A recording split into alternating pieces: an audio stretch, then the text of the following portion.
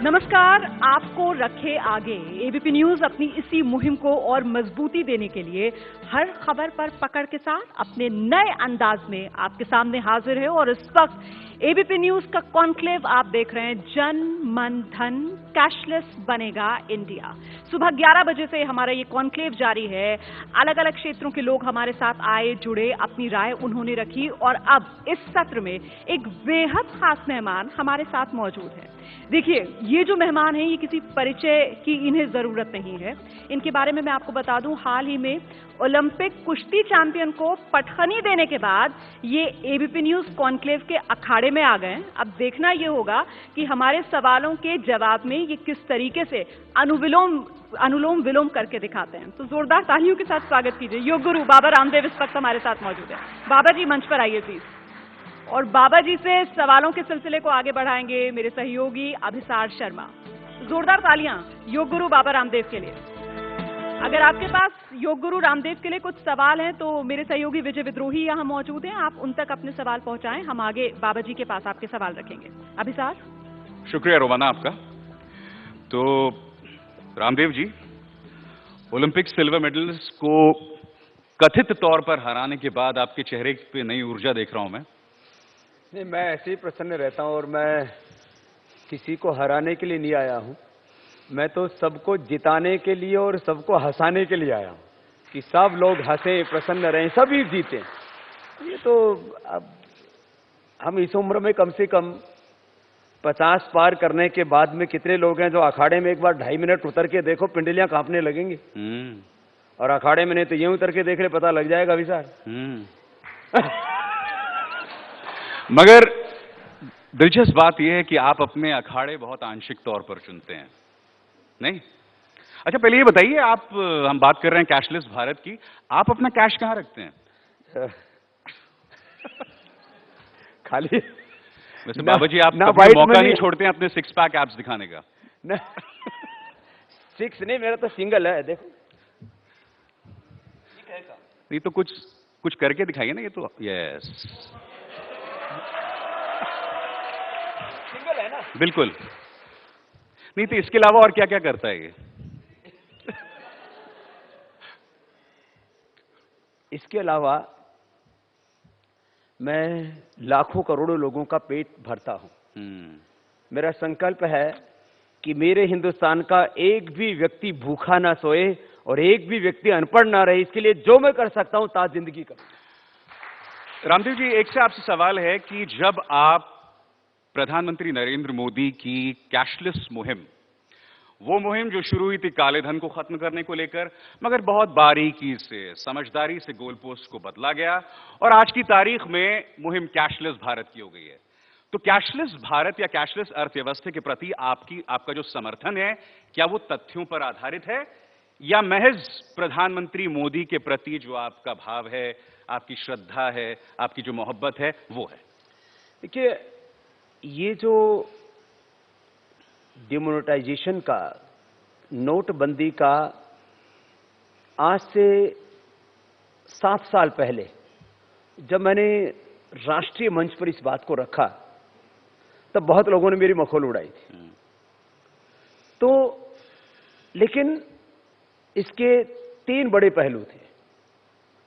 एक, नोटबंदी करो, और बड़ा नोट क्योंकि उसका ट्रांसपोर्टेशन बहुत इजी होता है, उसका वो ट्रेसेबल नहीं होता है, और उसके द्वारा फिर आर्थिक अपराध, चाहे वो आतंकवाद है, चाहे नक्सलवाद है, चाहे राजनीतिक अपराध हैं, तमाम चीजों का जन्म होता है। इसलिए हमने कहा इसको एक तो बंद करो। दूसरी फिर हमने बात कही थी कि या तो आप ट्रांजैक्शन टैक्स से एक सिंगल टैक्सेशन सिस्टम ले आओ, या फिर जब आप पूरी इकोनॉमी को आप कैश खत्म कर रहे हो और सारी डिजिटलाइज कर रहे हो पूरी इकोनॉमी को, तो उसमें फिर आप टैक्सेशन कम करो। ये दूसरी बात थी।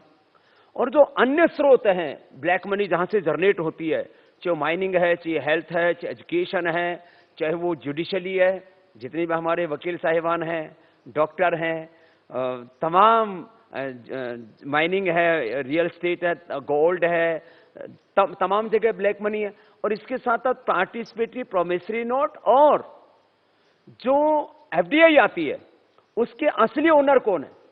आज करीब मान लीजिए मॉरिशस रूट से करीब 20 लाख करोड़ रुपए का हमारे यहां पर पैसा आया हुआ है, उसमें आप देखेंगे तो करीब 15 लाख करोड़ तो ऐसे ही गोलमोल मिलेगा। और उन्हीं लोगों ने फिर वो ब्लैक मनी बाहर या अंदर और कहीं दूसरे धंधों में लगाई हुई है। तो एफडीआई, मैंने कहा था, ये काले धन की चाबी है।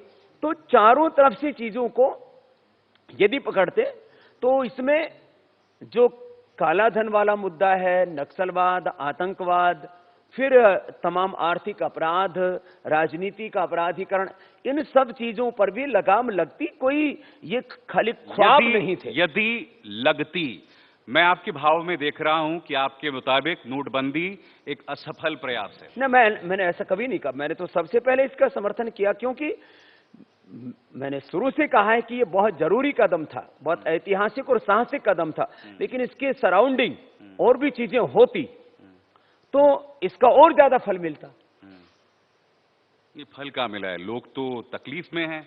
और दुख की बात यह है बाबा रामदेव कि आप जैसे लोग जिनकी जमीन ग्रामीण पृष्ठभूमि की है, वो गांव में रहने वाले लोग, मजदूरों, किसानों, उनकी तकलीफों को पूरी तरह से नजरअंदाज कर रहे हैं। देखिए, आप एक व्यक्ति के प्रति आपकी आस्था के चलते आप लोगों ने नोटबंदी से जो समस्याएं पैदा हुई हैं उसे पूरी तरह से खारिज कर दिया है। देखिए, ऐसा है, ये सच है कि नोटबंदी एक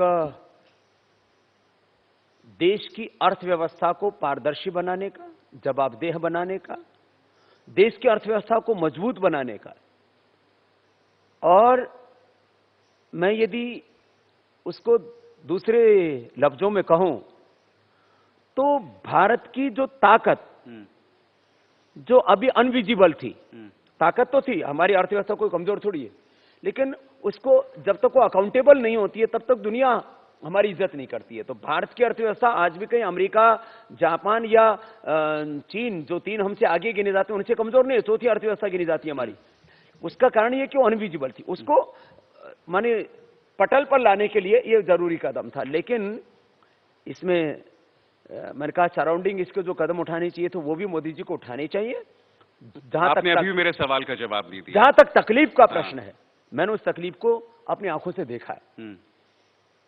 एक मजदूर जो 7 दिन मजदूरी करता तो छुट्टी भी नहीं करता, हमारी तरह से, हम भी जैसे छुट्टी नहीं करते, हमने छुट्टी की छुट्टी कर रखी है, वो कम से कम 1 या 2 दिन तो लाइन में लगता है, तो उसकी दिहाड़ी मारी गई। बहुत से कारखाने बंद हुए, ये भी सच है। और जिन लोगों को कैश में ही काम करने की आदत थी, किसी भी प्रैक्टिस को चेंज करना ये बहुत बड़ा चैलेंज होता है। तो कहीं 15, कहीं 25, कहीं 50% जो है तात्कालिक रूप से अर्थव्यवस्था में गिरावट भी आई, अलग अलग सेक्टर। जब आप तात्कालिक शब्द का इस्तेमाल करते हैं ना बाबा रामदेव, तो आप मुद्दे की गंभीरता से मुंह मोड़ते हैं। अच्छा, अभी भी सुनिए ना, अभी भी जालंधर मैं, आप ये बताओ, स्पोर्ट्स मार्केट पूरी तरह से ठप पड़ा हुआ है। बागपत जाइए, वहां ईंट भट्टे पूरी तरह से खामोश हैं। मैंने बोला आप ना, लुधियाना जाइए, वहां पर इंडस्ट्रीज पूरी तरह से ठप हैं। और मैं आपके मुंह से बाबा रामदेव, क्योंकि देखिए आपकी विश्वसनीयता सिर्फ देखिए मैं 2.5 साल की नहीं है, सालों की है। ऐसा और आपकी 25 खामोशी साल बहुत मेरे, अजीब लगती है इस मुद्दे पे। 25 साल मेरे सार्वजनिक जीवन के हैं। बिल्कुल वही तो। ना मैंने कभी झूठ बोला, और अभी भी भाई मोदी जी से न मैंने कोई मंत्री पद लिया हुआ है, न मैंने कोई सरकारी बजट लिया हुआ है, न मैं किसी को ट्रांसफर करवाता हूं, न किसी की प्रमोशन की सिफारिश करता हूं, और ना मुझे कोई सरकार से सम्मान चाहिए कि पद्मश्री, पद्म भूषण, विभूषण की भारत रत्न चाहिए। भैया जो मुझे सच लगता है वो अभी भी बोल रहा हूं। लेकिन आप अभी भी कैशलेस व्यवस्था को एक वरदान बताते हैं। आप जनता की जो समस्याओं को, जनता की समस्याओं को लोगों तक पहुंचाने में आपकी तरफ से कोई वक्तव्य नहीं आता है, तो आपकी खामोशी बता रही है कि आपका जो अखाड़ा है, जो मैंने शुरू में कहा, बहुत आंशिक है। अच्छा बताओ, देखिए अविचार भाई, हाँ, आप करवाना क्या चाहते हो? आप मोदी जी का हमारा झगड़ा करवाना चाहते हो? अब देखो आपकी सारी जो बात का सार है, देखो मैं सन्यासी जरूर है लेकिन दिमाग से पैदल नहीं हूं। नहीं, आप बहुत समझदार हैं। आपकी सबसे अच्छी बात यह है रामदेव जी, और आपका और मेरा रिश्ता तो बहुत पुराना है, आप भी जानते हो। मगर जब मैं देखता हूं, आप ये बताओ ना कि अब होना क्या चाहिए। नहीं, होना ये चाहिए कि कम से कम रामदेव, जिनकी सुनिए, जिनका वर्चस्व, जिनका अस्तित्व प्रधानमंत्री मोदी से, उनके ताल्लुकात से कहीं आगे है। मैं आपको बताता हूं, मेरा अपना इसलिए मैंने जो बात कहनी थी, हाँ देखो, शालीन व्यक्ति को शालीनता से अपनी बात कहनी चाहिए। अब मैं कोई विपक्षी पार्टी का नेता तो हूं नहीं, जो मेरी मर्यादा है उस मर्यादा के तहत मैंने अपनी बात कह दी। अब आगे क्या होना चाहिए वो भी पूछो। अब आपके प्रश्न खत्म हो गए, मेरे प्रश्न शुरू होते हैं। मोदी जी ने करीब जो है 15 से 20 लाख करोड़ रुपए के करीब पैसा ले लिया लोगों से। अब उस पैसे से करना क्या चाहिए? जिन लोगों ने कष्ट सहे उनके लिए काम करने चाहिए। जो लोग बेरोजगार हुए उनको रोजगार देना चाहिए। अरे हमने 500 करोड़ रुपए का कर्ज लेकर के और पतंजलि में 1 लाख लोगों को अभी रोजगार दे दिया, और आने वाले 5 सालों में 5 लाख लोगों को रोजगार देने की एक फकीर की योजना है। वो तो वजीर आलम है। तो जो लोग बेरोजगार हुए उनको रोजगार देने की व्यवस्था मोदी जी को करनी चाहिए। देश की 70 से 80% आबादी गांव में रहती है, तो गांव के किसानों को कुछ ऐसे योजनाएं, चाहे उनके बीज को लेकर, उनके खाद को लेकर, उनके पानी को लेकर के, उनकी फसलों के मूल्य को लेकर के, मैंने तो एक प्रस्ताव दिया था और उसके ऊपर सारे बीजेपी के लोगों ने सहमति जताई थी कि एक राष्ट्रीय किसान आय आयोग बनना चाहिए। तो भैया आप 7वां वेतन आयोग बन चुका है और लोगों को एक चपरासी का भी वेतन 15 से 25 हजार रुपए हो चुका है। बेचारे किसान की फसल की कोई कीमत उसको नहीं मिलती, उसकी कीमत की व्यवस्था होनी चाहिए। और इसके साथ साथ अब लोग जमीन खरीदते, पहले तो ब्लैक में चलता था साहब जमीन में, सबको पता है। कोई सच बोले या झूठ बोले, मैं तो सच बोलता हूं। मैंने एक बार सच बोल दिया खुलेआम, लोगों ने बखेड़ा कर दिया। बोले ये इसका मतलब जो है जो भी जमीनों की रजिस्ट्री कराते हैं वहां 2 नंबर का पैसा लगता है। मैंने कहा देखो लगता तो है, कोई सच बोलता है कोई झूठ बोलता है, मैं तो बोलूंगा कि उसमें 2 नंबर का पैसा लगता है। तो भाई अब उसका वो जो 8-10% जो स्टैंप ड्यूटी है उसको घटा के कम से कम 5 करना चाहिए। माने जिन लोगों ने कष्ट सहे, अब उन लोगों को मोदी जी को इनाम देना चाहिए, और शायद ये भी लोग सब सहमत होंगे इस बात से। कष्ट सहे इनाम देना चाहिए। और देखिए बहुत 2.5 लाख रुपए तक अभी तक वो नहीं लगता था कोई टैक्स आदि। मुझे लगता है लिमिट बढ़ा करके 5 लाख रुपए करना चाहिए। देखिए और इतना ही नहीं, ये बातें सुनने में बहुत अच्छा लगता है, मगर उसकी व्यावहारिकता पर भी हमें ध्यान देना होगा। क्या व्यावहारिक समाज की अच्छा, मैं अभी लोगों के फायदे की बात कर रहा हूं तो तुम व्यावहारिकता पर आ गए। अब बिल्कुल, क्योंकि हमें व्यावहारिकता देखनी होगी। देखिए हवा में पॉलिसी नहीं बनाई जाती रामदेव जी। अच्छा, हवा में पॉलिसी नहीं बनाई। अच्छा, मैं हवाई बात कर रहा हूँ। नहीं, बिल्कुल नहीं कर रहे। मैं लोगों के फायदे की बात कर रहा हूँ, आपको हवाई लग रही है। मेरी बात मैं मोदी को गाली दूं, वो आपको अच्छी लग रही है। सुनिए, अब कैशलेस समाज की हमने बात की रामदेव जी, ठीक है। अब मैं आपसे तो आ गया, अब इसके बाद में क्या होना चाहिए उसकी बात मैं बात की बात कर रहा हूं। मसलन मैं आपको कुछ आंकड़े बताना चाहूंगा, क्योंकि अगर हम कैशलेस अर्थव्यवस्था की ओर बढ़ रहे हैं तो देखिए कुछ आंकड़े हैं जी। भारत जो है इसमें इंटरनेट का महज 27% पेनिट्रेशन है, और इसमें भी हम नाइजीरिया, कीनिया, इंडोनेशिया जैसे देशों से पीछे हैं। कुछ और आंकड़े मैं आपको बताना चाहूंगा कि ग्रामीण भारत में सिर्फ 10 करोड़ लोगों तक इंटरनेट पहुंचता है, और उनमें से भी अधिकतर उसे मनोरंजन या कम्युनिकेशन के लिए इस्तेमाल करते हैं। लो इनकम ग्रुप्स में स्मार्टफोन्स, जो कि कैशलेस इकोनॉमी के लिए बहुत जरूरी है, वो सिर्फ 7% तक पहुंचता है। 1 अरब मोबाइल सब्सक्रिप्शंस में सिर्फ 15% के पास ब्रॉडबैंड है। ये हकीकत है। हम कैशलेस समाज की ओर कैसे बढ़ेंगे रामदेव जी? कैशलेस की बात देखो, ये तो आंकड़ेबाजी, मुझे भी इतने आंकड़े आते, मैं 1 घंटे तक आंकड़े बोल सकता हूं नॉन स्टॉप। नहीं, ये आंकड़े मैंने आपको कैशलेस समाज के मैं आपको agriculture, industry, politics, economy, media, marketing, sales, yoga, meditation, spirituality, हर बारे में मैं आपको आंकड़े बोल सकता हूं। मगर आप मेरे सवाल का जवाब नहीं देंगे। आपके सवाल का जवाब देता हूं। गांव का आदमी गांव में जो खरीदता है वो शायद उसकी खरीदारी का 2% होता है। वो 98% जाकर के शहर से खरीदता है, और शहर के अंदर इस तरह की व्यवस्था करने में थोड़ा वक्त जरूर लगेगा, लेकिन ये व्यवस्था हो सकती है कि जहां से वो खरीदारी कर रहा है वहां पर ये सारी सुविधाएं हैं, वहां पर कैशलेस सिस्टम को लागू किया जा सकता है। एक बात, मैं ये नहीं कह रहा कि ये एकदम हो जाएगा ये काम, ना तो मोदी जी कह रहे, कोई भी समझदार आदमी कैसे कह सकता है कि एकदम से इंडिया कैशलेस हो जाएगा। और अभी भी जो है इन्होंने करीब 9-10 लाख करोड़ रुपए कैसे डाल दिया है, तो ये कैसे कह सकते हैं कि कैशलेस की तरफ मोदी जी काम कर रहे हैं। माने उस तरफ एकदम से कर देंगे ऐसा तो वो खुद भी नहीं बोल रहे। और जो है 500 और 1000 रुपए का नोट वापस लेके उन्होंने 2000 रुपए का वापस डाल दिया, वो भी बंद करना पड़ेगा उनको। तो कैशलेस इंडिया बनाने में एक टाइम लगेगा, और वो जो कैशलेस इंडिया है उसकी शुरुआत शहरों से होगी, और शहरों में ये सारे नेट आदि सब उपलब्ध हैं जिनके आप आंकड़े दे रहे हो, तो आंकड़े सही दो भैया। बिल्कुल सही है। दिक्कत यह है कि अगर आप Amazon या फ्लिपकार्ट से किसी ग्रामीण इलाके में डिलीवरी करने के लिए कहिए, अरे तो वो गांव का डिलीवरी तक आदमी नहीं अमेज़न करेंगे। का क्या करेगा? वो डिलीवरी तक नहीं। मैं बता रहा हूँ कैशलेस समाज। अरे आप भैया cashless मैं समाज गांव की में बात पैदा कर हुआ रहे हूँ, आप शहर बिल्कुल। की बात कर रहे हो। मैं गांव का ठेठ देसी आदमी वही हूँ। मैं कह रहा हूँ आपसे। गांव का देसी आदमी, उसको अमेजॉन, फ्लिपकार्ट, ये गार्ड वो गार्ड कुछ जरूरत नहीं है। आपने सवाल ही नहीं समझा मेरा। मैंने आपसे क्या कहा अरे रामदेव वहां जी? का आदमी इनसे मंगवाएगा क्या? मैं नहीं, वही मैं आपसे कह रहा हूँ। अमेजॉन जो है वो तिरंगा झंडे वाला वो पायदान बेचता है, हम तो अपने पाँव बोरी में पूछते हैं। हमको उस तिरंगा झंडे वाले उसकी फ्लिपकार्ट की वो पैर पूछने वाले पायदान की जरूरत ही नहीं है। यानी कि आपके हिसाब से वो आदमी वहीं तक रहे, उससे आगे ना बढ़े। अरे वो ambitious ना अच्छा बने, नीचे वो जो है महत्वाकांक्षी ना बने। वो महत्वाकांक्षी का मतलब पैसे की बर्बादी करना नहीं है। ज्यादा घी हो गया तो उपले नहीं चोपड़े जाते बावड़े। आप अभी भी मेरे सवाल का जवाब नहीं दे रहे। आप मुझे नहीं बता पा रहे हैं रामदेव जी। मैं आपको बता तो रहा हूँ कि देखो मैं गाँव का आदमी हूँ। बताओ आप कहाँ पैदा हुए हो? पहले अपनी जन्मपत्री बताओ। सिवनी। सिवनी के कहाँ पैदा हुए थे? सिवनी में घोरावाड़ी शहर में कि गाँव में? गाँव में कितने दिन रहे थे? हाँ? नहीं, मैं रहा नहीं हूँ, मैं शहरों में ही रहा हूँ, तो मगर उससे कोई मायने नहीं रखता हूँ।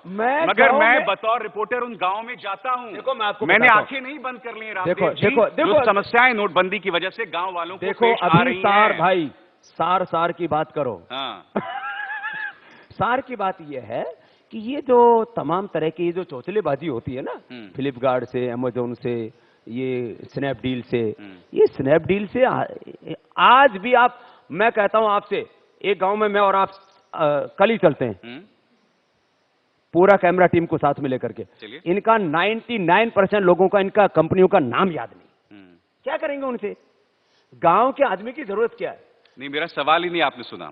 मैंने आपसे कहा गांव में तो पोस्ट बॉक्स नंबर नहीं है, तो अगर ये कंपनी कैशलेस व्यवस्था के तहत कुछ डिलीवर भी करना चाहे, वहां नहीं कर पाएंगी रामदेव जी। ऐसा देखो, गांव की अर्थव्यवस्था को अभी भी जो है, मैं कह रहा हूं कि ये जो कैशलेस वाली प्रक्रिया है, इससे जो उनके साथ शहरों का जो संबंध है उतने तक ही चीज हो जाएगी। गांव की अर्थव्यवस्था में यदि 20% यदि कैश का भी योगदान रहेगा तो उसको स्वीकार करना चाहिए, वो तो रहेगा ही। वो हो ही नहीं सकता कि पूरी तरह से हिंदुस्तान कैशलेस हो जाएगा, ऐसा ना तो मोदी जी ने कहा, ना ऐसा मैं कह रहा हूं, और ना आप ऐसा मानते हैं। तो झगड़ा किस बात का? अगली बात करो। चलिए, कुछ सवाल हैं। विक्रम सवाल पूछते हैं कि क्या भविष्य में भीम ऐप की तरह पातंजलि या रामदेव ऐप आएगा जो देश को रोग मुक्त और कैशलेस की ओर ले जाएगा? मैं रोग मुक्त भारत बने इसके लिए बाबा रामदेव ऐप आ सकता है, उसमें कोई दिक्कत नहीं। ऐप या ऐप? गांव के आदमी है, पै का बै हो जाता है, कोई दिक्कत नहीं। तो ये जो है हम लोग ऐप लेके आएंगे। मेरे सामने ऐसे प्रस्ताव आए थे कि बाबा जी कैशलेस के लिए आप भी कुछ काम करो। बहुत सी कंपनी आ गई, आपने देखा होगा, बीच में मीडिया में खबरें भी चली। तो वो हमारे आचार्य जी भी तैयार हो गए। मैं आपको सच्ची बात बताता हूँ, आचार्य बालकृष्ण जी बोले ठीक है, अच्छा है, लोगों की सेवा हो जाएगी इस बहाने से भी। मैंने कहा महाराज, लोग कल को यही आरोप लगाएंगे कि बाबा ने करवाया है। ये कैशलेस इसलिए करवाया है कि अपने बाबा जी को कुछ जो है ये अपना कुछ ऑटोमेटिक ट्रांजैक्शन के ऊपर ये कुछ काम करना था, ऑटोमाइजेशन के ऊपर। इसलिए टेक्निकल ट्रांजैक्शन वाले काम में हम नहीं जा रहे, लेकिन आपको अलग अलग डिजीज के अकॉर्डिंग योग क्या है, घरेलू नुस्खे क्या है, माने हम जो है ऐप के ऊपर आएंगे, लेकिन उसमें पैसा नहीं कमाएंगे। एक और सवाल है, और एक गुमनाम सवाल है। नोटबंदी, मैं नहीं जानता, सवाल सुनिए, पता नहीं शायद ऐसा सनसनीखेज सवाल हो। नोटबंदी का पतंजलि ब्रांड पर क्या प्रभाव पड़ा है? नहीं, इसमें कोई गुप्त रखने वाली बात नहीं है, बिल्कुल सब तो अपना चौड़े में है भाई। तो नोटबंदी के ऊपर पतंजलि इसका कोई असर नहीं पड़ा, और क्योंकि पहले से हम जो है जितने भी हमारे सेंटर्स हैं, हमने लगभग सभी जगह स्वैप मशीन लगा रखी थी, और अभी भी जो बाकी बच गए उनमें भी लगभग काम पूरा हो चुका है। और पतंजलि का करीब जो है पिछले महीना 15-20% का ग्रोथ था। इस महीना हमने टारगेट रखा था 100 का, लेकिन 50% हमने ग्रोथ अचीव कर लिया। अगले महीना हमारा जो है 100% से ऊपर ग्रोथ जाएगा, एक और के बावजूद। जी, एक और सवाल है सकीना किदवई से, जो कि एक गृहिणी हैं। कहती हैं, बाबा जी जयराम जी की आप साबुन तेल और योगा कराते रहेंगे या विदेशों से काला धन भी मंगवाएंगे?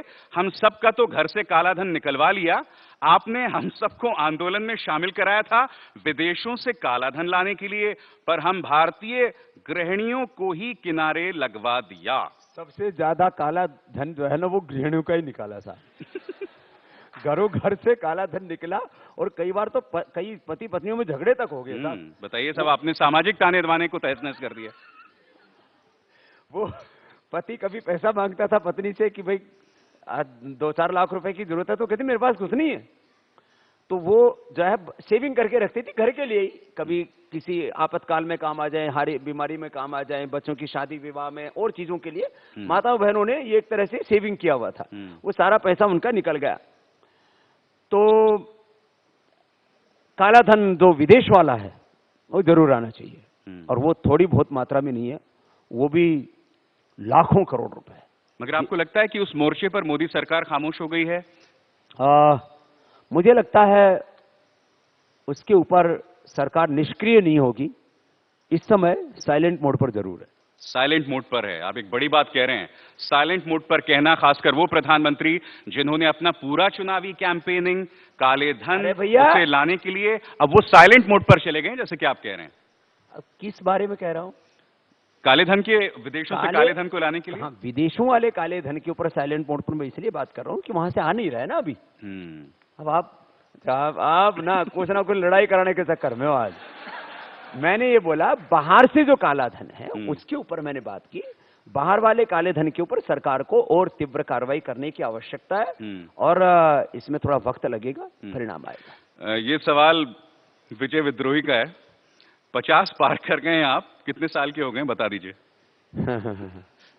मैंने अभी बोला है, एक शो आता है कपिल का शो, बोलो बाबा जी कितनी उम्र? मैंने कहा भाई मारे तो उम्र उसकी पूछा करे जिसका ब्याह करना हो। बाबा उसका बाहर निकल गया।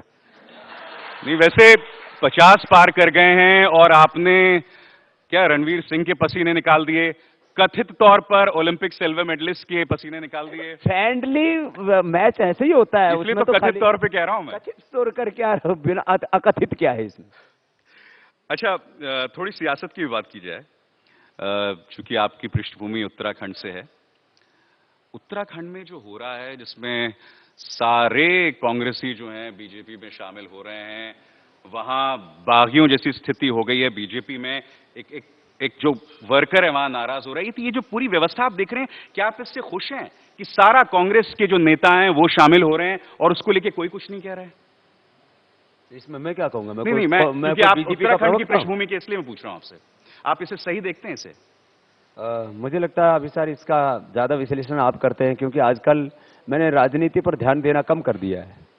मैंने देश पर ध्यान देना ज्यादा शुरू कर दिया है कि मैं इस देश के लिए, क्योंकि मेरे सामने अभी 50 साल का वक्त है, और उस 50 साल का मैंने एक टारगेट बनाया है कि हिंदुस्तान की 50 लाख करोड़ रुपए की अर्थव्यवस्था पर विदेशी कंपनियों का कब्जा है। करीब 25 लाख करोड़ रुपए का इंपोर्ट करते हैं, 25 लाख करोड़ की क्या आंतरिक व्यवस्था।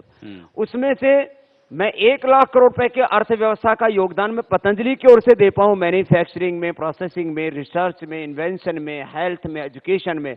ये मेरा संकल्प है। मैं कैसे 5 करोड़ किसानों को डायरेक्ट लाभ दे पाऊं, जिस किसान के घर में मैंने जन्म दिया उस कृषक को मैं कैसे उन्नत बना पाऊं, इस पर मैं ध्यान दे रहा हूं। मैं मेरे देश का आगे का भविष्य कैसे सुधरेगा, उसको मैं एजुकेशन, क्वालिटी एजुकेशन दे पाऊं, उसके लिए मैं अपना ध्यान लगा रहा हूं। तो आजकल मैं राजनीति से ना कहो से बैर, ना कहो से दोस्ती, मैं सर्वदलीय और निर्दलीय भूमिका में आ गया हूं। हाँ, क्योंकि मुझे थोड़ा बहुत अटपटा सा लगता है कि जब मैं नारायण दत्त तिवारी की मौजूदगी बीजेपी के आसपास देखता हूं तो मुझे अजीब सा लगता है कि वो किस तरह की ताकत बीजेपी को दे रहे होंगे। इसलिए मैंने बोल दिया ना। अब अगली बात की जाए।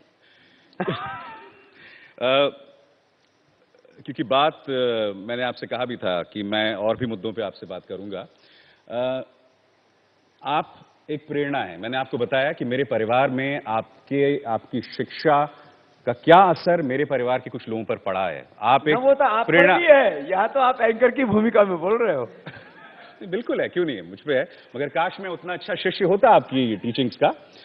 मगर जब मैं रामदेव जी को देखता हूं ना ये कहते हुए कि अगर कानून ना होता मैं तो गर्दन काट देता, तो मुझे तो ऐसा लगता है कि काफी दिनों से आपने साधना नहीं की है। अभी हाल में जो भारत माता की जय वाली विवाद पर आपने कहा था कि अगर कानून ना होता, लॉ ना होता, मैं नहीं काट देता, कट जाते ही बोला। कट जाते में कोई मैं थोड़ी संभली तू। आप किसे ये प्रेरणा दे रहे हैं? मैं किसी को नहीं प्रेरणा दे रहा हूं। मैं इतनी सी बात कर रहा हूं, सब प्यार मोहब्बत से रहो। मैं तो बोलता हूं, मेरे से लोग पूछते हैं आप किसी दाढ़े वाले मुसलमान को देखते हो, किसी टोपी वाले को देखते हो, किसी ईसाई को देखते हो जब क्राइस्ट का वो जो है प्रतीक लगाए हुए, तो आपको क्या दिखता है? मैंने कहा उसमें मुझे खुदा का नूर दिखता है, परमात्मा ईश्वर अल्लाह का। और क्या दिखता है? मैंने कहा उसमें अपना ही खून दिखता है, क्योंकि आज हमारे मजहब अलग हो सकते हैं लेकिन हमारे पूर्वज तो एक हैं। तो हिंदू और मुसलमान के नाम पर लड़ाते क्यों? और मादरे वतन, मातृभूमि, इस मातृभूमि के प्रति गौरव रखना। मैं तो संस्कृत पढ़ा हुआ। वंदे मातरम का अर्थ पूजा पाठ करना नहीं है। पूजा पाठ आरती कोई लेकर के कोई भारत धरती को आरती उतारता है। मैं तो खुद निराकार ओंकार का गायत्री का उपासक हूं। मैं तो कोई पूजा पाठ इस तरह की करता ही नहीं हूं। फिर भी मैं भारत माता की जय या वंदे मातरम बोलता हूं, अपने देश के प्रति गौरव रखता हूं। इसलिए कहता हूं कि मजहबों के नाम पर आग मत लगाओ, वंदे मातरम के नाम पर भी नफरत मत फैलाओ। ये हिंदुस्तान हम सब का है, इसके प्रति सब गौरव रखो।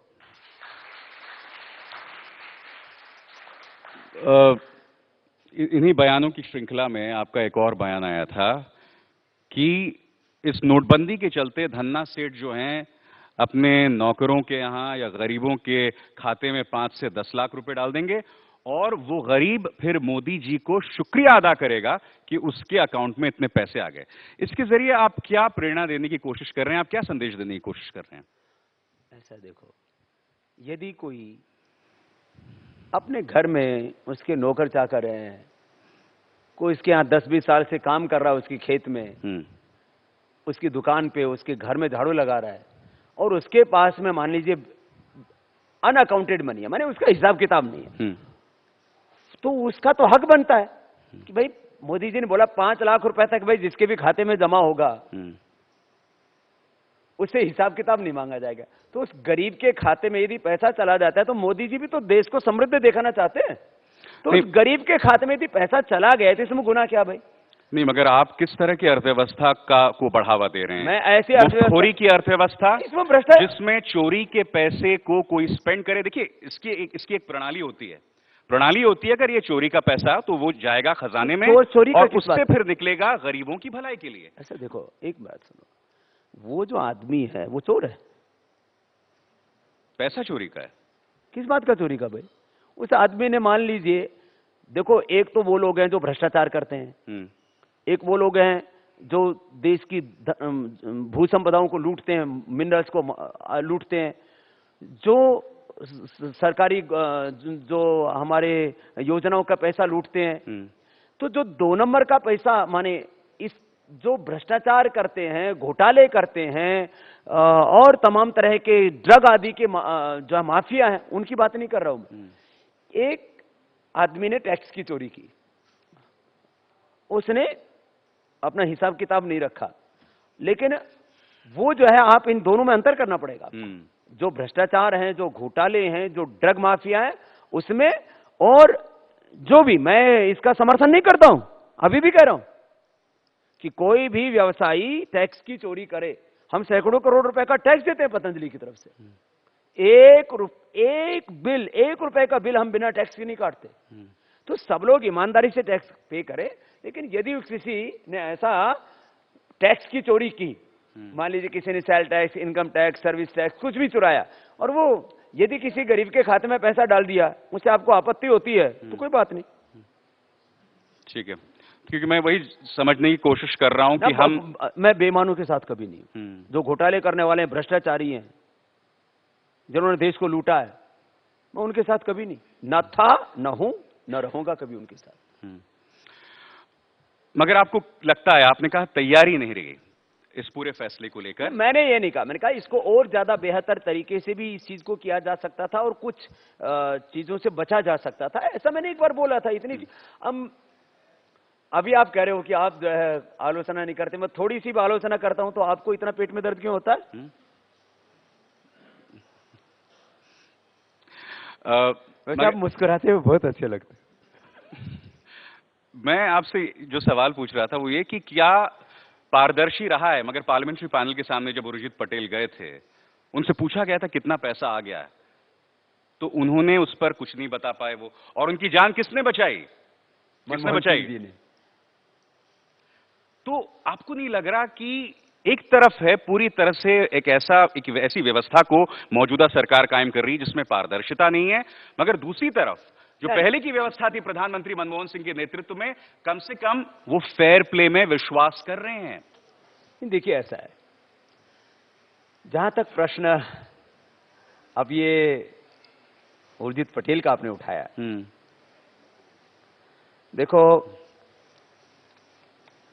यदि रिजर्व बैंक कुछ गोपनीयता रखता है देश की अर्थव्यवस्था के लिए और देश की अर्थव्यवस्था से जुड़ी हुई देश की सुरक्षा, उसके लिए आरबीआई यदि कुछ मामलों में खामोश रहता है तो ये कोई गलत बात नहीं है।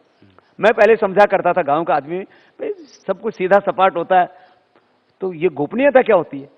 तो भाई गोपनीयता सब जगह होती है, चैनल में भी होती है, गोपनीयता रिश्तों में भी होती है, गोपनीयता देश के लिए भी होती है। और आरबीआई को तो अभी कुछ दिन पहले तो कुछ हमारे मित्र लोग जो है आरएसएस का दफ्तर बता रहे थे, अब वो थोड़ी बहुत भी गोपनीयता रख रहे हैं तो भाई उनकी सुरक्षा करो। तो मनमोहन सिंह जी का धन्यवाद कि उन्होंने कम से कम जो है राजनीति से ऊपर उठ करके आरबीआई के कुछ गोपनीयताएं हैं जो राष्ट्र की दृष्टि से या अर्थव्यवस्था की दृष्टि से जो कुछ अकथनीय है, तो नहीं कहा तो कोई बात। यानी क्या मानते हैं वो स्टेट्समैन हैं? देखिए, यदि आप व्यक्तिगत तौर पर बात करें तो, क्योंकि मनमोहन सिंह जी से मेरी व्यक्तिगत भी मुलाकात हुई है और सार्वजनिक तौर पर भी मैंने राजनीतिक तौर पर भी उनको देखा है, व्यक्तिगत तौर पर सच में वो एक भले आदमी है। क्या आप लोग भी तो ऐसा ही मानते हो ना? तो ताली तो बजाओ। व्यक्तिगत तौर इससे पहले कि मैं और सवाल पूछूं, बजट को लेकर आपकी बड़ी एक तरह से ख्वाहिश क्या होगी कि मोदी सरकार इस बजट में क्या चीज सामने लाए?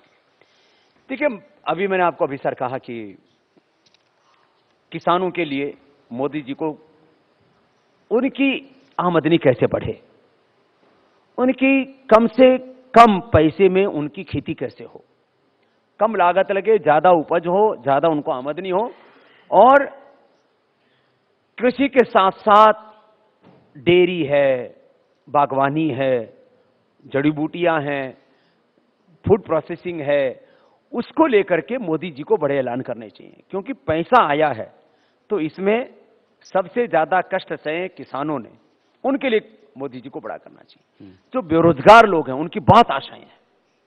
मोदी जी ने भी ये प्रश्न पूछा है पूरे देश से बार बार चुनाव प्रचार में, क्या बेरोजगारी मिटी, क्या महंगाई खत्म हुई, क्या लाइट आई, क्या पानी आया, क्या किसान की फसल का पूरा उसने मूल्य पाया?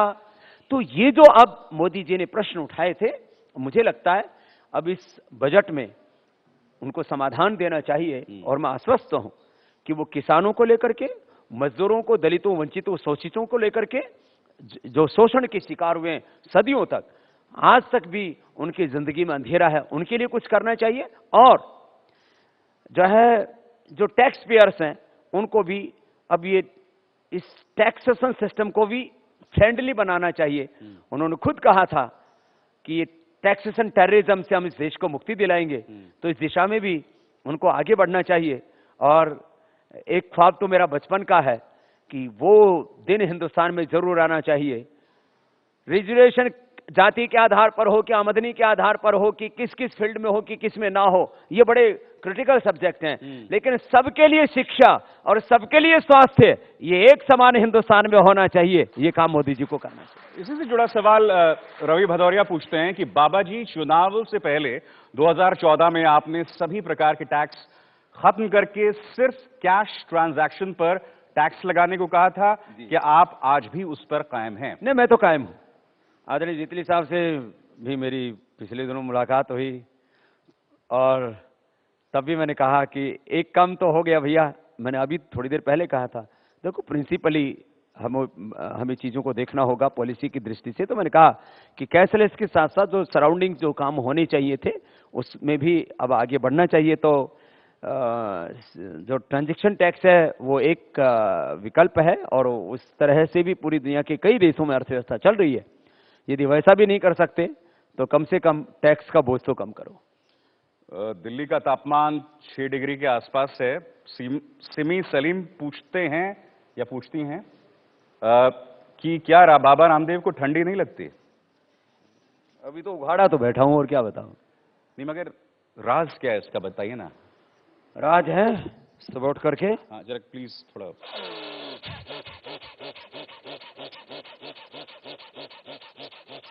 ऐसे में 2 मिनट करता हूं, पसीना आ जाता है और उसके बाद फिर धड़ बैठक लगाता हूं, कपालभाति करता हूं। प्लीज फिर लंबा करना पड़ेगा तो फिर मैदान में आना पड़ेगा। सर, अगर मैं वाकई कुश्ती लड़ता तो मैं यहाँ क्यों बैठा होता आपके साथ? तो 2-3 मिनट ये कर लेना चाहिए। और मैं तो कहता हूं हर आदमी को ना एक बार जो है दिन में 5 मिनट, मात्र 5 मिनट कह रहा हूं, 5 मिनट कर लेंगे ना, 5 मिनट। अब जी सूर्य नमस्कार है, कितनी देर लगती है?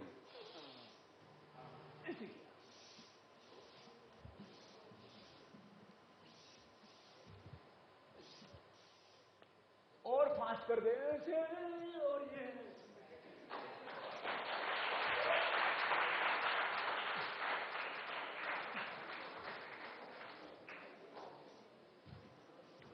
ये तो मैंने 3 बार किया था, तो आधा मिनट भी नहीं हुआ। बिल्कुल। और थोड़ा सा और, ज्यादा नहीं, 2 तरह के दंड बैठे, एक तो ऐसे लगाते हैं, ऐसे 10-20 बार ऐसे करते हैं।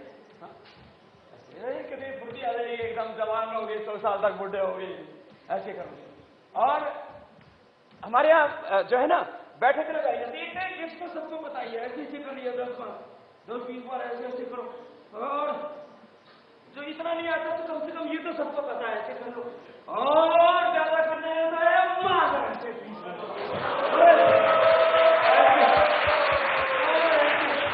और ज्यादा फुर्ती है तो फिर थोड़ा सा ऐसे कर लो।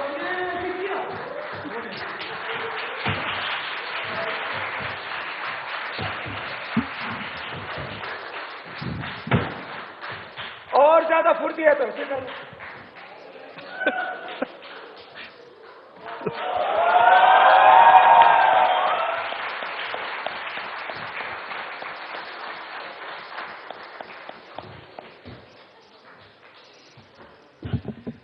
ये सर्दी भगाओ मंत्र है। दीवान कुछ करने का मन कर रहा है क्या? आपसे तो आजकल बड़े बड़े लोग हाथ जोड़ रहे हैं। नहीं, ऐसा कुछ नहीं। देखो, मैं चाहता हूं कि मेरा देश सदा जवान रहे। मैं बचपन में पढ़ता था, ट्रक के पीछे लिखा रहता था, मेरा भारत महान। मैंने बाद में देखा, मेरा भारत तो ठेके में जाके दारू पी रहा है, मेरा भारत तो गुटखा खा रहा है, मेरा भारत तो सिगरेट पी रहा है, मेरा भारत तो खुले में खड़े होकर के मूत रहा है। ये ठीक नहीं लगता। जिस दिन हिंदुस्तान का जवान सुबह उठ करके आधा घंटा भी व्यायाम करना शुरू कर देगा, उस दिन हिंदुस्तान का जवान बीड़ी सिगरेट शराब के नशे में नहीं घूमेगा, उसमें नहीं घूमेगा। तो जवान, अभी तो मैंने मुश्किल से 2 मिनट किया होगा, अब 2 मिनट में देखो पसीना आ गया। हम्म। ये है सर्दी भगाने का राज। तो गर्मी अंदर है, ताकत अंदर है, और भीतर का तेल खत्म हो गया, ऊपर से चुपड़ रहे। अंदर ताकत है, अंदर ज्ञान है, अंदर शक्ति है, अंदर भगवान है। तो योग का जो सिद्धांत है वो बाहर से भीतर को जोड़कर। तो ये बताइए कि सियासत से अब पूरी तरह से मोहभंग हो गया या कोई गुंजाइश है आगे जाकर? ये सवाल शेफाली पूछ रही हैं। नहीं, सियासत से मैं खामोश हूं। मैं ये मानता हूं अभी भी कि देश का वर्तमान और भविष्य सियासत ही तय करती है। एबीपी न्यूज जो आपको रखी आगे, इसको भी सैटेलाइट से लिंक करने का, हर घर में उसको दिखाने का लाइसेंस गवर्नमेंट ही देती है। बच्चे हम पैदा करते हो भले ही, लेकिन वो पढ़ेंगे क्या, ये हमारी तरह से बिना औलाद वाले मोदी जी तय करते हैं। मीन्स हमारे बच्चे क्या पढ़ेंगे, बीमार होने के बाद हमें क्या उपचार मिलेगा, वो गवर्नमेंट तय करती है। अब देखो, ये भी बड़ा विचित्र है। हजारों लाखों करोड़ों वर्षों से जिस देश में आयुर्वेद, योग, यूनानी, अब तो आयुष मंत्रालय भी बना दिया, हमारे सारे योग, आयुर्वेद, यूनानी, सिद्धा, होम्योपैथी, अकुप्रेशर, सारी प्राकृतिक चिकित्सा, सबके लिए 3% बजट, 97% बजट एलोपैथी को। भैया थोड़ा तो इंसाफ कर दो। लेकिन क्योंकि राजनीति तय करती है कि किस चिकित्सा पद्धति को कितना बजट एलोकेट होगा।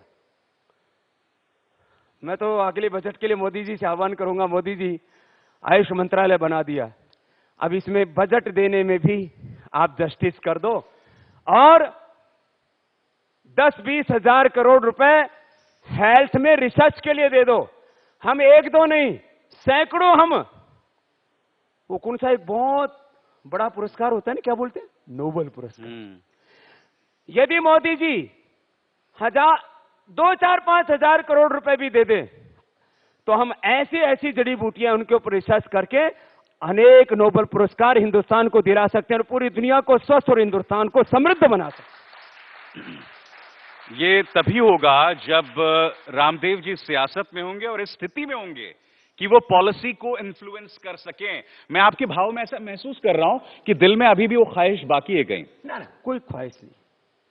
देखो, जो सुख पायो राम भजन में, वो सुख नाही अमीरी में, मन लागो मेरो यार फकीरी में। भला बुरा सबका सुन लीजिए, कर गुजरान गरीबी में। और हाथ में कोंडी, बगल में सोटा, चारों दिशा जागीरी में, मन लागो मेरो यार फकीरी में। हम तो फकीर आदमी है भाई, लेकिन हम चाहते हैं देश के अच्छे शासक हो जो देश के हित में नीतियां बनाए, चाहे वो हेल्थ की पॉलिसी है, एजुकेशन की पॉलिसी है, चाहे इंडस्ट्री की, चाहे वो एग्रीकल्चर की पॉलिसी है, चाहे मीडिया की पॉलिसी है। जो भी नीतियां बने वो देश हित में बने। और फिर मैं कहूंगा मोदी जी की नीयत अच्छी है, अच्छी नीतियां बनाने की कोशिश कर रहे हैं और मेहनत भी पूरी कर रहे हैं। और आप देखो, जो मोदी जी के कई प्रोजेक्ट्स हैं, जो वोट बैंक बनाने वाले कम और देश बनाने वाले ज्यादा प्रोग्राम उन्होंने शुरू किए, इसके लिए तो तारीफ होनी चाहिए। और एक बहुत ही लाइट मूड में दिबांग जी को क्या आप कुश्ती का ऑफर दे रहे हैं? अरे नहीं, वो बहुत मुस्कुरा रहे थे और जूते उन्होंने उतार दिए थे, मैंने सोचा शायद इधर आ रहे मेरी तरफ। वैसे हम तो बहुत जल्दी ही दिबांग भाई के जो है, वैसे हम किसी की बारात में नहीं गए, इनकी बारात में सम्मिलित होना चाहते हैं। खैर, अब इसका जवाब दिबांग ही देंगे। मगर मैं ये जानना चाहता हूं कि अब रामदेव योग गुरु, मुझे विजय विद्रोही से शिकायत है। अच्छा। हाँ, ये जब जयपुर में थे, हमारी ये माता जी के गांव से आते, क्या ननिहाल बोलते हैं, जब उधर थे तब विद्रोही दिखते थे। यहां पता नहीं दिल्ली में आकर के इनको कैसी हवा लगी, आजकल विद्रोह कम कर रखा है। तो आप किससे चाहते हैं वो विद्रोह करें, जिन पर आप बोलने से बचते हैं? वैसे अभिसार भाई आप बहुत समझदार हो गए। आपकी सोहबत का असर है। एक जरा बड़े उस पर सवाल, वो लम्हा हमने देखा था, वो रात हमने देखी थी रामलीला मैदान में, और उस पर एक पत्रकार होने के नाते मेरी राय क्या थी आप खुद जानते हैं। उस वक्त मैंने खुद एक पत्रकार के तौर पे क्या कहा था। वो लम्हा जब रामदेव घिरे हुए महसूस कर रहे थे, और आज का ये लम्हा जब रामदेव एक एंटरप्रेन्योर हैं, एक सफल एंटरप्रेन्योर हैं, उस परिवर्तन को आप कैसे देखते हैं? देखिए, जीवन में संघर्ष, चुनौतियां, प्रश्न, समस्याएं, संकट, अंधेरे, झंझावात, इनको हमने बचपन से जिया है। मैं किसी रईस घराने में पैदा नहीं हुआ, राज घराने में पैदा नहीं हुआ। न मैं राजजादा हूं, न मैं शहजादा हूं, न मैं हरामजादा हूं। मैंने जीवन में एक एक पग चुनौतियों के बीच में आगे धरा है, इसलिए मैं तो हर संकट को अपनी शक्ति बनता हुआ देखता हूं। तो जितनी भी हमारे जीवन में संकट आते हैं हमें और ताकतवर बनाते हैं, और मैं तो चाहता हूं कि संकट एक बार सबके जीवन में गहरे आने ही चाहिए। यदि महात्मा गांधी को ट्रेन से बाहर ना फेंका होता तो वो मोहनदास करमचंद गांधी रह जाते, वो महात्मा गांधी ना बन पाते। चाहे हमारे चंद्रशेखर राजगुरु सुखदेव भगत सिंह हो, चाहे छत्रपति शिवाजी महाराज हो, या महाराणा प्रताप हो, चाहे मर्यादा पुरुषोत्तम श्री राम या योगेश्वर भगवान कृष्ण क्यों ना हो, सबने जीवन में विकट से विकट संकट देखे, और जिसने संकट देखे मुझे लगता है वही दुनिया में विजेता बना है। तो मैं चाहता हूं एक बार तो जीवन में सबके संकट आने चाहिए, और आपकी लाइफ में ना आए हो तो मैं भगवान से आज प्रार्थना करता हूं आपके जीवन में भी आने चाहिए। चलिए, तथास्तु। ये बताइए कि आपने कहा था कि विदेशों से काला धन, अगर ये विदेशों से काला धन 2019 तक नहीं दिखाई आया और सरकार ऐसे ही आपके शब्दों में साइलेंट मोड में दिखाई दी, तो क्या आप 2019 के चुनावों में बीजेपी का वैचारिक विरोध करेंगे? देखो, और ये सवाल है नगेंद्र यादव का। ये अर्ली हो गया सवाल दरअसल। अब जैसे किसी की कोख में कोई बच्चा पनप रहा हो और कोई कहे कि इसका नाम श्रेया रखोगे, आदित्य रखोगे, अरे भाई पहले पैदा तो होने दो। नहीं, मैं ये सवाल 2019 आने दो, मैं अभी कहीं जाने वाला नहीं हूं। नहीं, बिल्कुल, मगर ये वैचारिक सवाल है, क्योंकि आपका अस्तित्व ब्लैक मनी को लेकर इसी मुद्दे पर आधारित है, और अगर आप नगेंद्र के सवाल से बच रहे हैं तो नहीं, मैं किसी से बचता नहीं हूं साहब।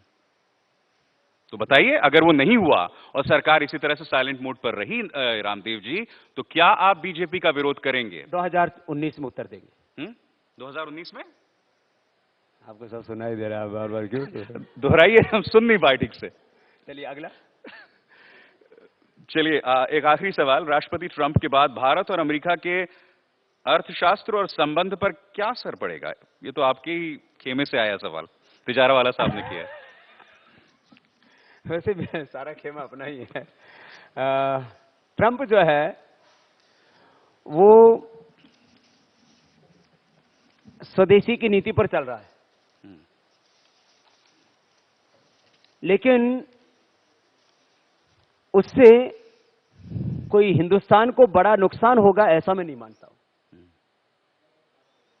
क्योंकि भारत के लोगों में जो टैलेंट है, चाहे वो आईटी के क्षेत्र में है, चाहे वो हेल्थ में है, इंजीनियरिंग में है, चाहे वो मोटेल्स में है, जहां पर भी इंडियन लोग हैं, वो वहां जो है हाई स्केल के कामों में है, और वो स्केल को यदि मेंटेन करना है तो भारतीयों को ट्रंप क्या, ट्रंप का बाप भी इग्नोर नहीं कर सकता। इसलिए भारतीयों को कोई खतरा नहीं। बहुत बहुत शुक्रिया रामदेव जी। हर बार की तरह आपके साथ इंटरव्यू करना एक बहुत उम्दा तजुर्बा होता है। बहुत बहुत शुक्रिया, आपने वक्त निकाला एबीपी न्यूज़ के लिए। आप बहुत अच्छे लगते हो अभिसार, आपको भी मेरा बहुत बहुत प्यार। शुक्रिया। still so much. बहुत बहुत धन्यवाद योग गुरु रामदेव। हर बार की तरह आपने योग करके और तीखे सवालों के जवाब में रामबाण चलाकर इस पूरे सत्र को ऊर्जा से भर दिया। बहुत बहुत धन्यवाद आपका। मैं अपने वरिष्ठ सहयोगी दिबांग को आमंत्रित करना चाहूंगी मंच पर आएं और योग गुरु रामदेव का सम्मान करें।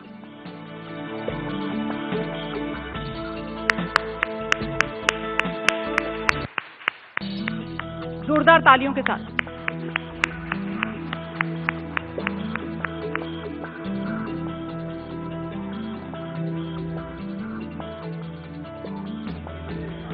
कुछ मजाक में ज्यादा कह दिया हो तो, या दिवांग जी, विजय जी, तो मेरा थोड़ा सा हंसी मजाक का स्वभाव है, माफ करना। आपसे दिल से प्यार करते हैं और आपको भी हम एबीपी की तरह सबसे आगे देखना चाहते हैं।